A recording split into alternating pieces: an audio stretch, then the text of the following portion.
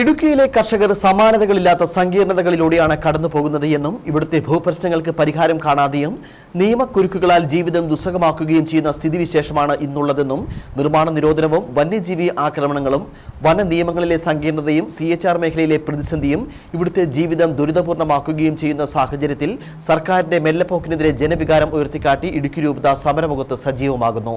ഇതിന്റെ ഭാഗമായി മാർച്ച് 4-ന് ഇടുക്കി കളക്ടറേറ്റിലേക്ക് ബഹുജന കർഷക പ്രതിഷേധ മാർച്ച് നടത്തുമെന്ന് രൂപത മാധ്യമ വക്താവ് ഫാദർ ജിൻസ് കാരക്കാട്ട് പറഞ്ഞു. രാവിലെ 10 മണിക്ക് പൈനാവിൽ നിന്നും ആരംഭിക്കുന്ന മാർച്ച് ഇടുക്കി രൂപത അധ്യക്ഷന്മാർ ജോൺ നെല്ലിക്കുന്നേൽ ഉദ്ഘാടനം ചെയ്യും.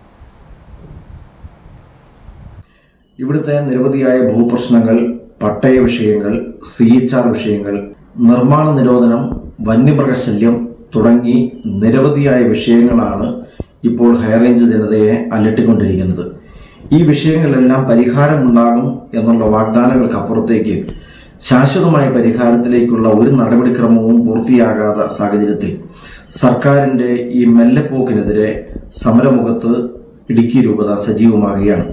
അതിന്റെ ഭാഗമായി 4-ാം തീയതി ചൊവ്വാഴ്ച ഇടുക്കി കളക്ടറേറ്റിലേക്ക് കത്തോലിക്ക കോൺഗ്രസിന്റെ ആഭിമുഖ്യത്തിൽ ഇടുക്കി രൂപത സമരം സംഘടിപ്പിച്ചിരിക്കുന്നു. പൈനാവിൽ നിന്നും രാവിലെ 10 മണിക്ക് ആരംഭിക്കുന്ന സമരജാഥ ഇടുക്കി രൂപത മെത്രാൻ അഭിവന്ദ്യന്മാർ ജോൺ നെല്ലിക്കുന്നേൽ ഉദ്ഘാടനം ചെയ്യും.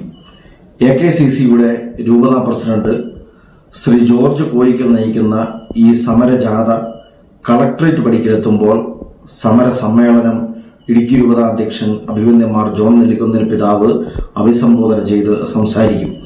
രൂപതയിലെ വിവിധ ഭക്ത സംഘടനകളുടെ നേതാക്കളും ഈ സമ്മേളനത്തെ അഭിസംബോധന ചെയ്യുന്നതാണ്.